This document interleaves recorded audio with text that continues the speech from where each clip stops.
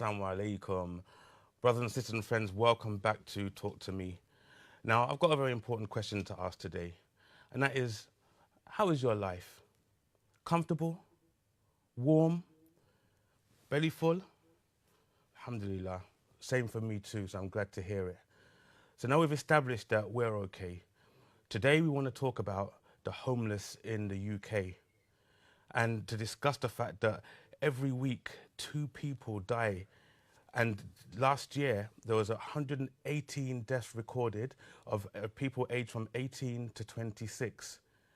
So today we want to discuss this and we want to ask, what is the Muslim community? What are we doing to help to tackle this problem of homelessness in the UK?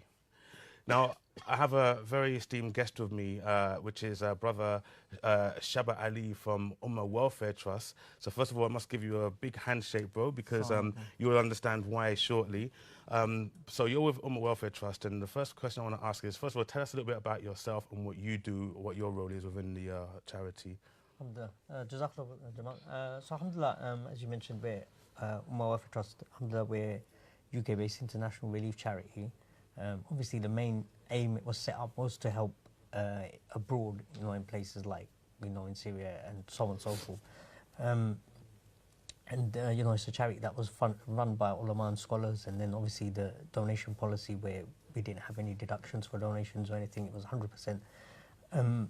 But over the years, as we've seen the situation escalate, especially in the UK. So one of the projects we've alhamdulillah started is the food drive for the UK for people that are unfortunately, like you mentioned, going through homelessness or unfortunately stuck in a very difficult situation as well. So what we've started to do is, collect imperishable food, like tinned food and rice and, stuff that has a long date. Yeah. Then, alhamdulillah, we've had a lot come in the last month, and inshallah, in the next coming weeks, I plan to do a bit more research within the local area, because obviously our office is in Forest Gate in Newham. But however, we want to check not the other surrounding boroughs as well and see what the centres that we could provide these food to as well, inshallah. I mean, that's great. I mean, obviously, I would assume that other charities are doing the same. Yeah. Also, we have the understanding that the Muslim community as a whole is a very charitable community. I mean, do we have any evidence that shows that we, the community, are injecting some of our generosity to the homeless in the UK? Yes, I think we are. Whether how coordinated and how united it is a different subject and issue. But the fact that you engage with a lot of non-Muslims outside, they know how generous Muslims are, especially in the UK.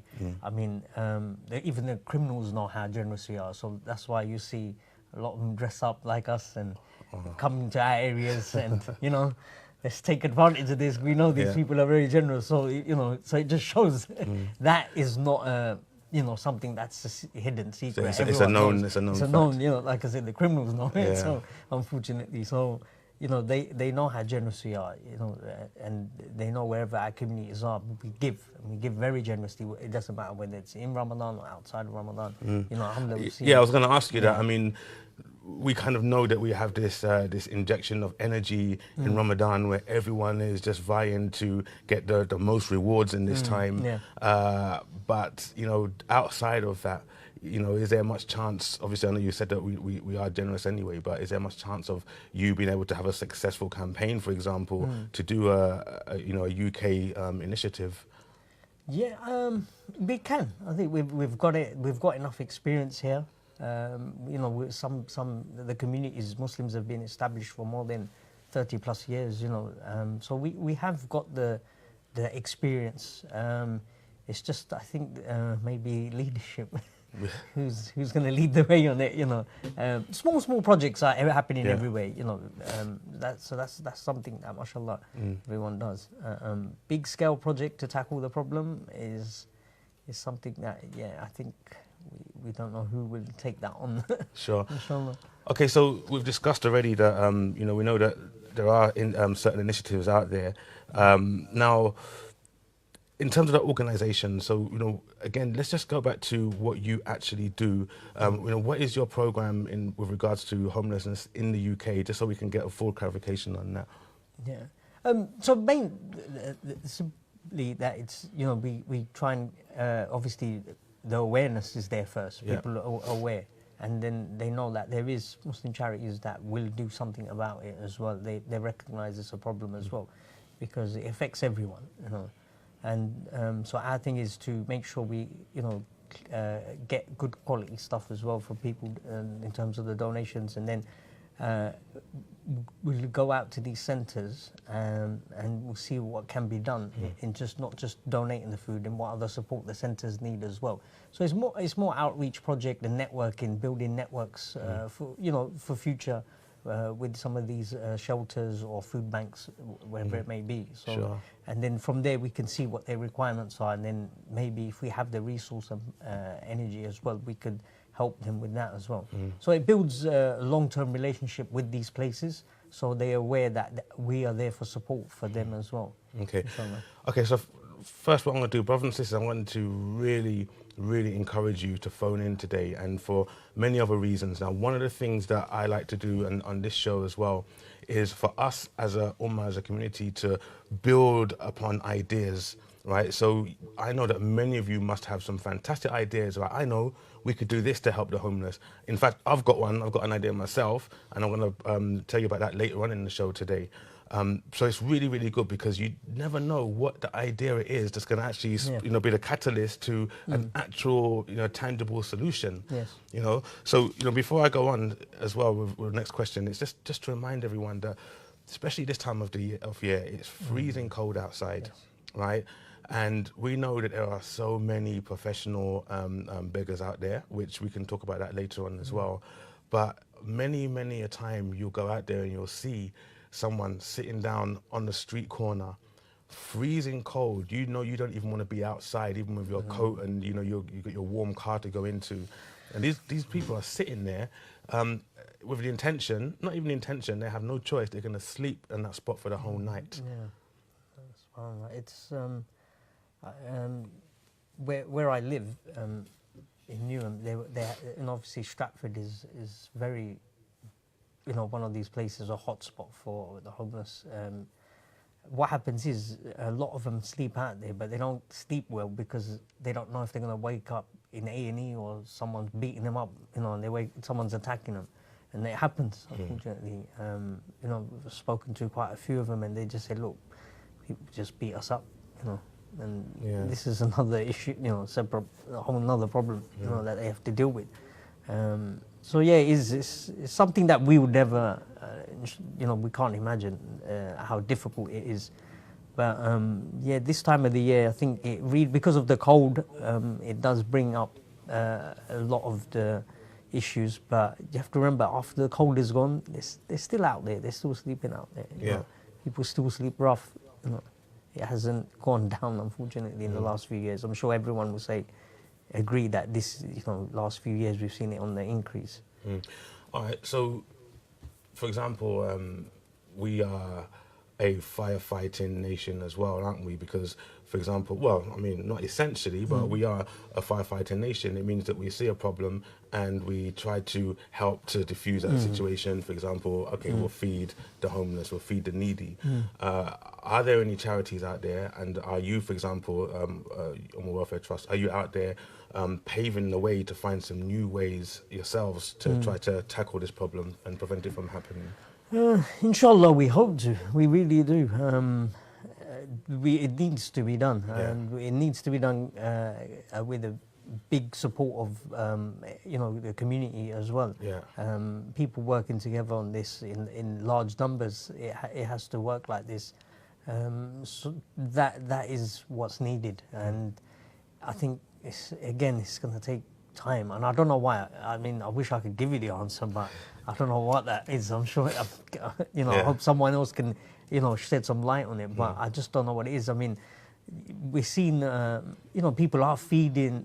That happens a lot, in the Stratford Centre, for example. I think every other week or every other day, there's different groups of, you know, from different backgrounds, different faiths. They come in and they're, you know, feeding them. Yeah. So that, you know, that happens. But the root cause of the problem, of why they end up like that, is something that is.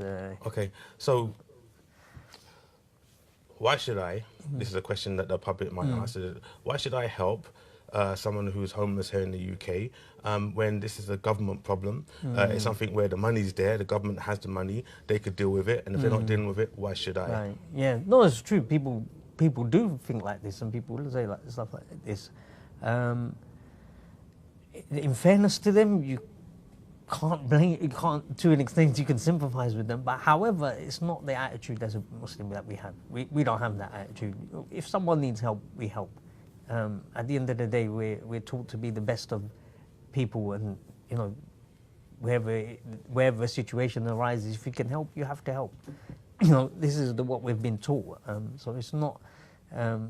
That's not really an excuse for us to say. To be honest, I think we're in a better position to say, you know what, it's just an opportunity for me to do good, and my reward is Allah. So let me do it, inshallah. So we should be setting a good example. Yeah, yes, we need Fantastic. to, definitely. We need Okay, to. Jazakallah khair. So, brothers and sisters, we're going to take a break now. So, you know, whilst you're sitting at home, maybe watching the commercials or whatever you'll be doing, please take a few seconds to think about the topic tonight.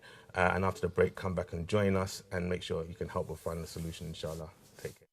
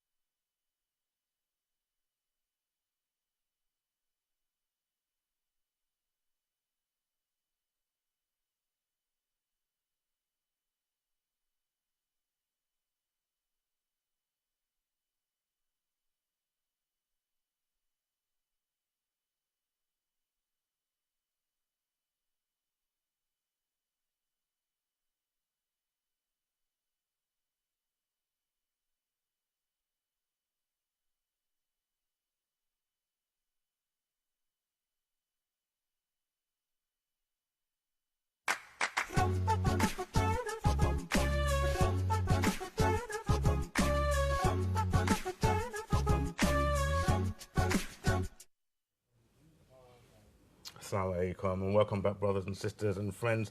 So we're discussing homelessness tonight, and we're asking the question about what we can do, because in the first half we were said, like, are we doing enough to help those who are homeless in the UK? We even asked our guest, Shabba Ali from Umma Welfare Trust, that what would you say if someone put it to you that the government should be doing it, and why should I be giving my money? And mashallah, he reminded us that as a ummah, as a Muslim community, we should have that attitude that we do want to help. So today, I think it's amazing that we're discussing this, because I myself, I was going to do a vlog on this very same topic, and when the producers here said, like, we're covering that, it was like, alhamdulillah, job done. So we looked at some of the stats in the first half about how 118 deaths were recorded last year, 2 rough sleepers dying every single week here in the UK, and maybe we have this mentality where we say, okay, well, okay, we're Muslims and we live in the UK, but we like to look at our own situation and look after our own people. Well, let me just mention this. Myself, as you know, I'm part of Dean Riders. We were doing some helping the homeless, feeding the homeless in Slough, and it was really nice. It was at a church as well, and it was at the back of this church. There were a few food packs were out, and were helping those who were homeless, and all different types of people, from your Janes to your Gavins to your Johns to your Bob. And then I meet one young gentleman, freezing cold. His gloves are dishevelled and falling off, and it was freezing cold that year. And he turned around and said, "Assalamu alaikum," and it sort of really hit home. The amount of Muslims that are homeless at the moment, it just means that you help one, you help them all. You're helping ourselves. We are helping ourselves. SubhanAllah. So back to us and the community. What ideas can you give us? What can we do to to help? What sort of initiatives can you think of that we can help the homeless here? I mean, the best one at the moment is what you mentioned, is giving the hot meal, finding the locations, and brothers and sisters or whoever is leading it, get mobilize, get the group together, and then donations is not a problem. Once you told people that this is what you plan to do, people will give. We know our community is very, very generous, so you'll get all that. It's just a matter of being organised and obviously doing assessment properly first, finding out where's the best place to go and how to get the word out as well, and then making sure that a simple thing like giving food, warm drink, and then talk. Sometimes they just want to talk to someone as well. Sometimes it isn't about food. It isn't about that. They just want to talk to someone, and there is warmth in good conversation. And you'll find that. I mean, in the past I've had conversations with many, and I remember there was one gentleman. He was from Bulgaria, and he refused. He didn't have any major issues in terms of drinking or alcohol or even drugs. He was actually really annoyed that the fact that, look, this is what the rest of the guys do this stuff, and look what it ends up doing to them. But me, I'm homeless because of my separate situation. But even he was very against that. But then just talking to him, I realized he's actually he's come from a very good background, but unfortunately he's ended up like this. So you speak to people, you find out some amazing things. I want to stop you, because I definitely want to come back so we can look at causes of homelessness as well. Before we do that, though, Shabba, we actually do have a call, which I'm really pleased to learn. So, assalamu alaikum, caller. Assalamu alaikum. I just wanted to quickly mention, sometimes yes, please do. Different kinds of homelessness. You get people that with universal credit, they do get money and they spend it in the wrong places and they become homeless. And then you also get drug addicts as well. Sometimes you just can't help them because they've got a bad record already. They've been in a hostel, they've lived in a flat, but they couldn't manage it because they had a drug problem or an alcoholic problem. So you can't put them in a pram and give them a dummy and take them everywhere. Some people you just can't help until they help themselves. So it's about education, giving them guidance, telling them about God, Jesus, Prophet Muhammad, peace be upon him. For example, if I could easily become homeless if I never took care of myself, I never went out and done things. It's all about doing things. It's motivation. It's responsibility. We can't just communities have to help, governments have to help. Sometimes it's just that some people just don't want to change neither, and they love being homeless in some ways because, not that they love it, sorry, they just become so low to the point where they just don't know what to do. And sometimes they can become violent, aggressive. They need Allah in their life, basically. Everything can get taken care of one day if everyone just followed Allah. That's all I wanted to say. Assalamu alaikum. Wa alaikum salam. Jazakallah khair for that comment, sister. Mashallah. Yeah, so interesting. So she's saying how there were so many people out there, and that's what I was going to talk about, the causes of homelessness, and she's brought that on sort of pertinently. So what do we do? You know, obviously, how many people out there are genuine? Should we be being selective, or should we just, you know, help whoever's out there? What should we do? No, I mean, the sister mentioned is very true, but again, we still have to do something, isn't it? We still have to help. We don't give up on people. You know, even just by talking to them, you know, I think, again, what goes back to is that we as a ummah expect quick results. No, it takes time. You could, you know, in a scenario, you could be, you know, this guy's a drug addict, he's an alcoholic, he's there for years and years, and you've seen him like this. But however, if you've engaged with him, you know, all it takes is one moment in his life and he can change, you know. And that can take years, but we still have to work at it, isn't it? And still hope that, you know what, one day this guy might change. You know? So one of the things the sister mentioned, she was talking about universal credit. This is maybe not everyone is familiar with that, but is it easy to apply for that and to get it as it seems?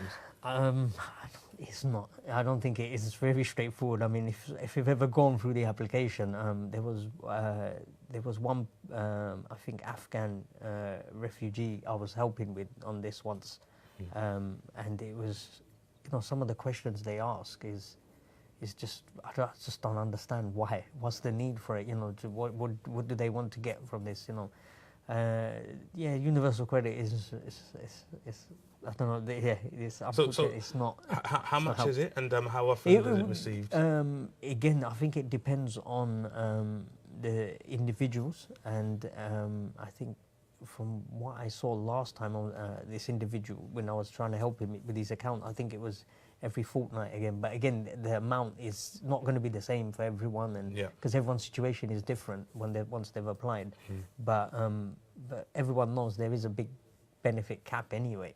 You know, there's a big cutback on everything. So you know, and trying to get everybody onto universal credit is probably not what we're seeing the best of, unfortunately. But that is one of the reasons. You know, people will tell you that we are seeing such a massive number of people on the streets because the way the system is now, unfortunately. So, okay. One of the things that you mentioned as well, obviously, there are so many people out there who they may be regarded as professional beggars or those who want to feed a particular habit, and you can't always tell. I mean, the way that someone approaches you sometimes, and they do seem a bit incoherent, and you're wondering, is that because they are, you know, affected by their condition, or is it because, you know, they are, you know, abusing substances, you know? Should we, as you suggested, like maybe like stop? What did you say? Like, you know, holding their hand and you know, whatever. Should we be, or should we just be saying, okay, look, I don't care. I recognise a need. I know you mentioned, you know, a few times about we should have that attitude, but sometimes somebody might want to spend their money where they believe it is needed more. Right. Yeah. So no, of course. Yeah. So then that makes them kind of a little bit reluctant to say, okay, look, I want to help this person or not. Should there be a checklist? We say, okay, I'm not going to give you £5 unless I know blah blah blah. You know. This is the difficult one. I think what I've kind of come across and spoken to many people is that you don't always give them the money, especially if it's someone that you kind of know now that this guy is unfortunately got a bad habit of just either he's going to spend it on drink and drugs. You don't give him the money. At least buy them food. I think there's nothing wrong with that. Yeah. I like that you said that because many people have said exactly the same thing. Like, for example, someone's sitting down and they're asking for money, and then you say, look, there's a burger shop there, or there's a chip shop there, you know, let me get you something. And on many occasions, and this is a very important thing to consider, on many occasions they say, I don't need the food, I just need the money. Yeah. Give me a reason why, give me a genuine reason, a justified reason why they would say something like that. Yeah, I think they kind of answered it. Why you know what they want from it. So from that, yeah, you've got to kind of just say, okay, fair enough. I'm still, and I think it's a good practice. You still say, I'm not going to give you the money. I'm afraid. Then if because you know that person, fair, that is 100% that he wants to spend it on. I mean, you say 100%. That's what we're Yeah, going to ask. yeah. Is there not a genuine reason why they might need that money? For example, new winter gloves, Yeah. Okay. some Okay. sort of clothing. Yeah.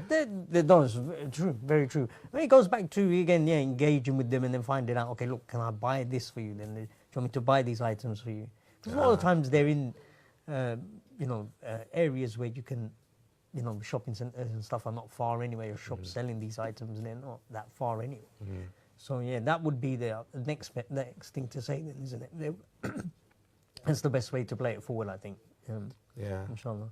I like that. Let's explore that a little bit more after the break. Inshallah. So we're going to take another break, inshallah. Jazakallah khair, Sister, for calling in. I really do appreciate that. And the rest of you, let's get some ideas down before the end of this show, inshallah, so we can discuss it further. So join us after the break. Get another cup of tea, minus 2 sugars. We'll see you in a bit, inshallah, with many more suggestions and ideas. Assalamu alaikum wa rahmatullah.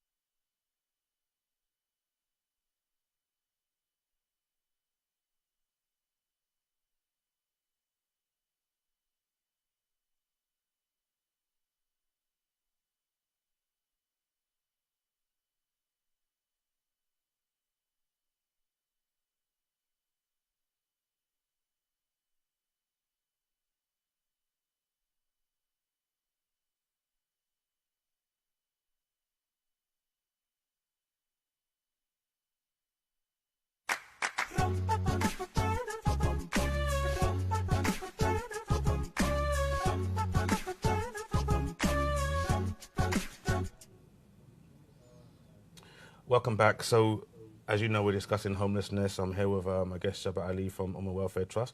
Some really good insights and some good understanding of the situation with homelessness. In this part of the show, I want to look at a few different things in terms of we looked at before about those who are fraudulently, asking for money and what we can do to maybe mitigate that and maybe still help or whatever. But the other question was, right, is how comes there are so many people who are on the streets and, why are they not in shelters? The shelters are there. We know there are shelters there. But yet still there's a 24% increase of deaths over the last 5 years of people living on the street, not just because of the cold, but for other things. And even just in December alone, we hear about the homeless man who collapsed outside of Parliament and died. So why are people not using shelters? Aren't there enough shelters out there? Because of the way, unfortunately, things have turned out in the last few years. I think even just when you turn up at the shelters, there's a lot of bureaucracy. You have to fill out a lot of applications. You'll have to get referrals. And someone that's just been sleeping rough, just turning up, it doesn't. I don't think it always works because there is a system in place before you can even get a bed and stuff like this. Really? Yeah, there's paperwork, that needs to be put through. From what I've seen, anyway. If anyone else knows anything else that they're aware of, please let us know. So there is that issue, and how much access and how much funding these shelters have is another whole separate topic as well. All right. That needs to be so let's hold that for a second. I want to Yeah. ask you something there as well. But we do have a caller as well, Yep. so I'm really, really pleased to hear that we're getting calls on this because it helps to really get some good ideas. So let's take the next call, inshallah. Assalamu alaikum. Jazakallah khair for joining us. Please feel free to give your name. I didn't ask the sister before. I should have done. That was rude of me. But what's your name, brother? Abu Bakr. Akhi, so comment or question, but please also give us an idea as well what we can do. I've got a comment, and I've got maybe one of the solutions, because you brothers are requesting for, perhaps we can share some solutions. Yep. So one of the comments is, or more of a question is, how come we have so many Islamic charities within the UK that, mashallah, they're doing great work outside the UK to help people and countries, but when it comes within the UK, we are not so much, for example, now with the subject of homelessness, how come there is not much of an initiative to help the people within the country as much as there is to help the people outside the country? The second one, which is your brother's request for a solution, I was thinking perhaps, I think the government should, in a way, introduce an education system where people are able to be taught about universal credit or different ways to survive in a foreign country. This was my little solution, I shouldn't call it, and I think that's all I wanted to say. Jazakallah khair, Bakr. That's really, really a great point, and maybe even like simplifying the universal credit form as you mentioned before. But he had a question for you, so let's address that. Yes, that's a question that I'm sure people will wonder why there is, there's so many Muslim charities.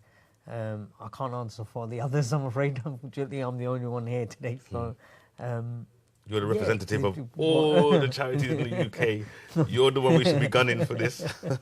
No, I can't. Yeah, like I said, I can't answer for them, I'm afraid. This is a good point. I don't know what it is. Why hasn't there been a? We know it's a problem. We've known for many years. I think what happens is you'll find amongst, I'm taking a guess, is that they have a shift of staff over the years, and when projects do get put together, and then how long, it takes a long time and long effort to get them mobilized and get them running consistently for not just a few months. They need to run for years consistently, and that requires dedication from an individual or whoever's heading it. And I think you'll find amongst the charities, the fundraising and the staff are always changing. So That's probably another reason why. So someone comes in, they're getting used to what the role is to do anything additional like this. That needs to be put in place. That's sad to hear. Yeah. I mean, all right. So the other question is like we know, and you know, there is such thing as you know as competition when it comes to good deeds. Yeah. There are countless of soup kitchens around the UK which can be discovered in, I would say, many churches. Yeah, all of them practically. You know. Right. Yeah. But how come we're not seeing that many Muslims soup kitchens? I mean, we know there are some. We hear about them. Obviously, you know, you're doing one yourself as well. But why? Why are we not hearing enough about these soup kitchens amongst Muslims who are doing it? I don't know. I really don't know. I think you're definitely right. We need more and more setups of these places just to cater for the situation as well. But yeah, I can't give an answer for that, I'm afraid. I don't know what it is. There should be. I mean, there is individuals out there setting it up, but keeping these things going consistently, I think that's the big challenge. That's the big challenge. You know, people could do these, you know, one-off here and there, you know, a few times a month, maybe the winter especially. But after that, will it carry on? That's the issue here, you know. And I think again the focus kind of drifts away from. I mean, once the weather's gets better again, I think you'll see the focus kind of taken away, unfortunately, from the homelessness, and it will go back to whatever the media wants to show or whatever the people take interest in. And on the other side, you know, obviously, I mentioned earlier on as well about the young brother in Slough. But how many Muslims do you come across that are in need of your services? Yeah, you do. We do get people coming in saying that this is their situation, and you know, where do they go? What can they do? I mean, just last week when our local council had set up temporary shelter for the holiday season, and you know, I popped inside to see how the setup was and meet the staff as well.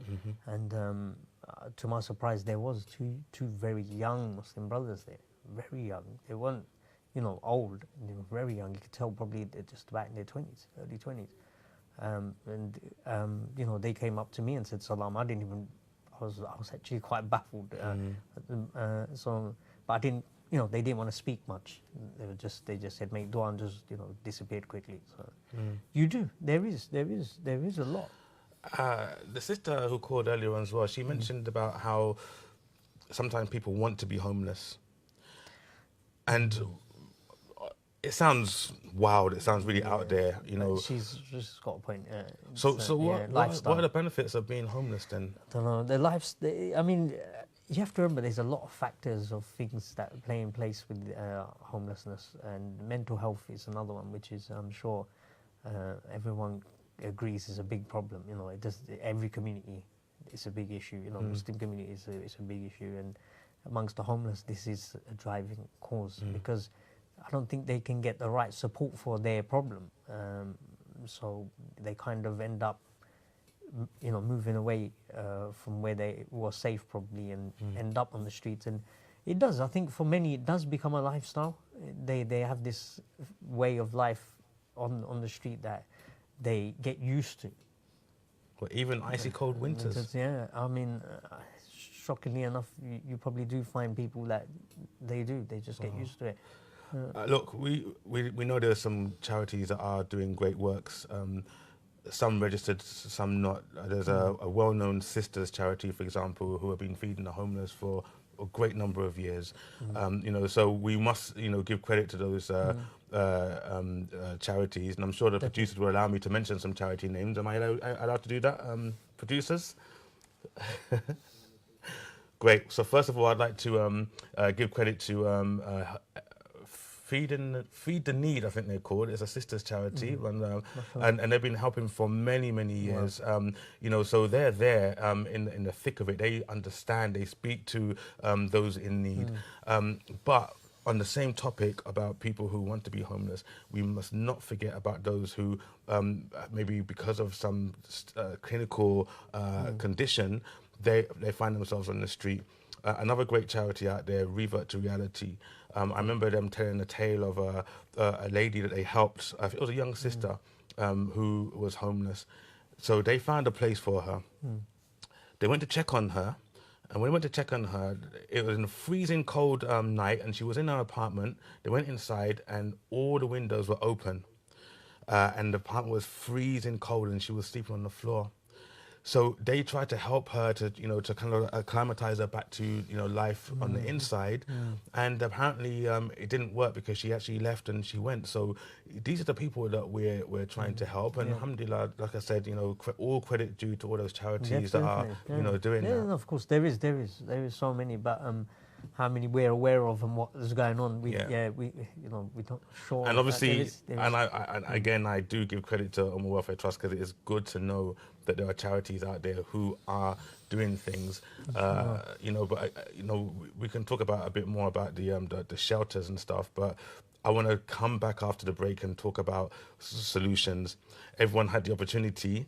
And there's no point in talking about it afterwards. No, actually, do talk about it afterwards. But it'd be good if we can get some solutions here today, so that we can, get some ideas together. Yeah. Inspire those that are watching are inspired by it, and they mobilize to move, inshallah, and get things moving, inshallah. Like that. Jazakallah khair.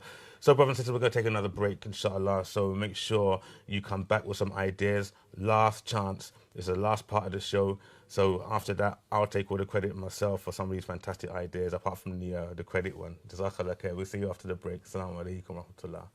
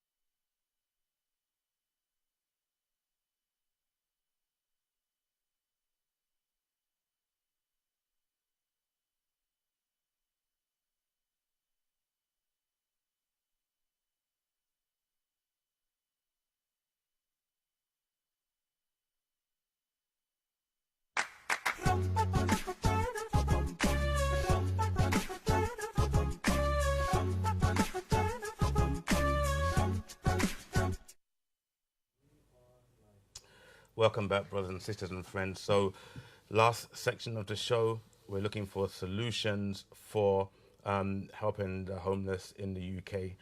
We are the Muslim Ummah, the charity of humanity, if you like. But we're not the only ones doing it, you know. But it's just that we're known for having that intensity in terms of trying to help. And you mentioned, Brother Shaba, about how this time of the year, Christmas period, there is a sort of an increase in help for the homeless from the Christian community. Is that right? Definitely, 100%. They're very, I mean, it's just a wider community. They're very generous. I think, you know, you'd find, you know, people do make an effort to speak to the homeless more, and they're willing to give a lot more as well. So it does happen, you know. Like I was saying, the setup that we had in our borough as well with the council was, I think, the first time in many years they did it, you know, because obviously the situation is really bad. So they had to kind of provide something, even though it was short term. And you know, the church people that were running it was, you know, they were amazing people. You know, they treated me like one of their own when I went there. You know, and but we need to learn from them to see how they've done these system in place, how the structure is, how to go about things where, you know, where there can be issues arising, what to do when these happen. So it's up to us to learn, I think, from them on this. How it's done. I don't think we should shy away from it. We should work with them and see how they do things. Okay, so again, we're talking about being charitable. I mean, what can we do to be more charitable with regards to, you know, helping outside of our festive seasons and our, you know, seasons of high Iman? Yeah, no, of course, alhamdulillah, whatever opportunity is presented to us, you know, to do good, we shouldn't hold back, inshallah. So when we are out walking about, or, you know, we are going shopping somewhere, and we do come across individuals like that, I think, you know, whatever we can try to do to help them, just for that moment, if we can, you know, let's try it. And even just something simple as a hot drink, or just a smile to ask, you know, give them a smile and ask how they are. You know, I think, you know, will make a big difference in someone's life. So some friends of mine, they used to have a regular. They actually invested. It's actually a family, and they invested in a really large sort of a food warmer, and they would cook up meals, put them in the plastic containers.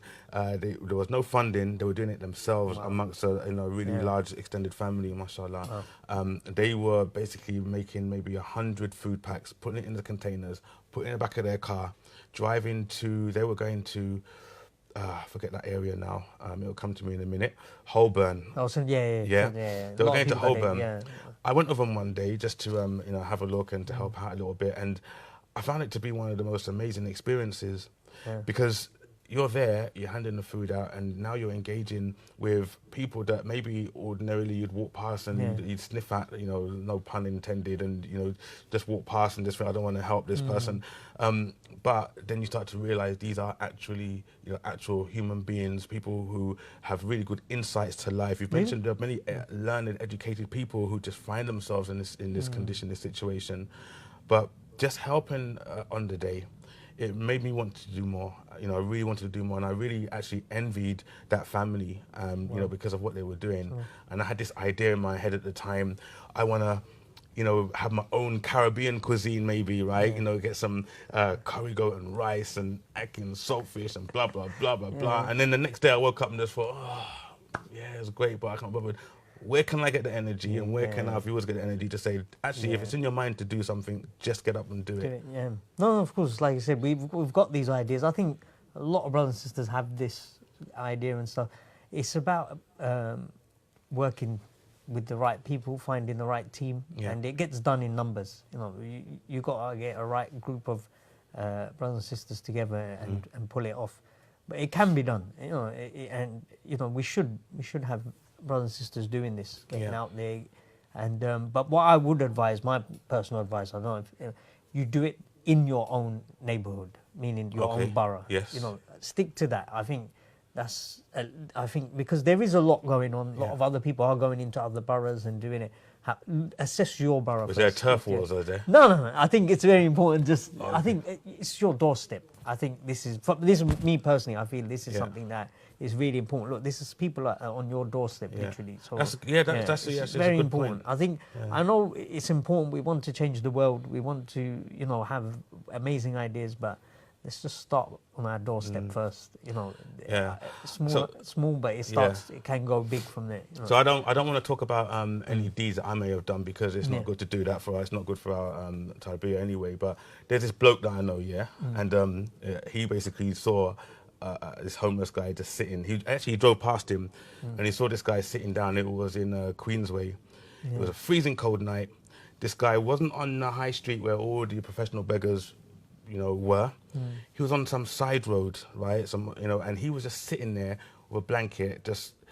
Wasn't even looking sorry for himself. He'd come to terms with his condition, his situation. He's just sitting there really cold. So this guy, he basically drove past, but then he said, I can't drive past this guy. So basically he just came out, took some money out, went over to him, and when he gave him this money, the show of appreciation on this person's face, it was just priceless. So again, it is very, very rewarding. So before we end, I want you to make sure that you just to give your own encouragement to the viewers. But solutions now, bro. Yes. Solutions.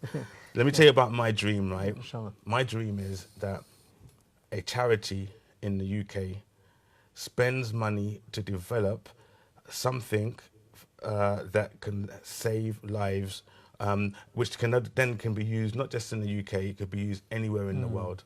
So, for example, you have motorcyclists will know that they have like heated jackets, and they get warmed up by you just put a pack on it, a battery pack, and it keeps you really, really warm. But we haven't seen sleeping bags that are heated. Maybe they exist, but I'm saying I haven't seen them on the street. People will say, oh, because it's too expensive and blah, blah, blah.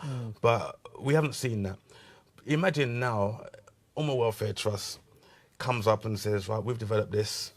And, it saved, last year, it saved 118 people's lives, right? Why is it not happening? Tell me. This interesting point that you made. Ideas like this. I think people have somewhere along the line proposed ideas like this of sorts, but again, I don't know what's happened, why haven't they manifested into results and whatnot. But I wish there could be something like that. Because it's not even just that. It's not even just because people can't be bothered. Sometimes it's that, we want to use this money for something else. It will cost too much to develop, but it's all about saving lives. It's not like someone's going to be able to sell it on somewhere else. It's about saving lives. I was in touch with a charity in Australia. They had something developed which was really neat. It was a sleeping bag backpack, and it was waterproof. So when you take it off and you roll it out, and you've got a little cover in. But even for them, they said it was very expensive. And what they said to me was, look, you can take, because they gave me permission to look at maybe trying to develop something here. But they said, when you finish with it, do us a favour. What do you think that favour was? Give it to someone who needs it. And sure. I gave it to someone who was going to go and do feeding the homeless, and he said, like, wow, so it's out there somewhere. There is. There's a prototype here in the UK. It's very interesting. Are you going to do it? Now that you've got me intrigued. So you're going to have a team there, what do they call it? What do they call it again? R&D department and stuff like that. Because it'll be amazing. It'll be amazing. It would be. The government even needs ideas sometimes, because after all, they're just human, just like us. And, they sit down and they have put millions into concepts. But, obviously it's our job as Muslims to care, and it's our jobs to be out there and doing stuff. So, why not? Inshallah. No, it's a very good point. There is, and I'm sure there's so many brothers and sisters out there that have these amazing ideas, but you're right, I don't think the avenues and where to go and where to get the right resource for it. That is a problem, I'm sure. But you're right, there is ideas like that, and it needs to be looked at. Yeah, definitely. There needs to be anything to prevent. Yeah, and anyone out there, if I see anyone who's taken my idea and they haven't given me any any royalties for it, I'm coming for you. I'm coming for you. But seriously, honestly, on a serious note, bro, it's been Yeah. a real pleasure having you here today. No, Jazakallah. But I'd like Ummah Welfare Trust is a charity that's well known for doing great work internationally, and obviously here in the UK. Maybe just give some encouraging words to the viewers to actually get them. Inshallah. No, inshallah, what Brother Jamaal mentioned, I think it's very important. We are at a time where we can see, the trials and tribulations that are here on our doorstep. I think it's very important. We have something like you mentioned, Brother Jamaal. We have an idea. We've got some sort of concept that we've been sitting on for a long time, but we can't get up to just get it working. I think we have to. We really need to get up and motivate ourselves and do things. Life is short. There's no guarantee what's going to happen tomorrow. So don't wait for tomorrow. I think it's really important you get up and try and push for this idea to become a reality, and find ways in which we can tackle with this issue that is, unfortunately, it's going to be a problem for many years to come, unfortunately, because of the way things are.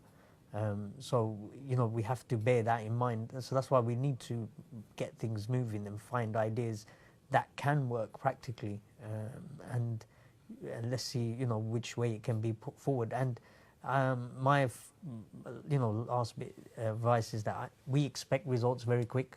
Brothers and sisters don't. I think things take time. They take a long time, and we have to be very patient. I wanted to leave the last word for you in those few seconds. Really much appreciated.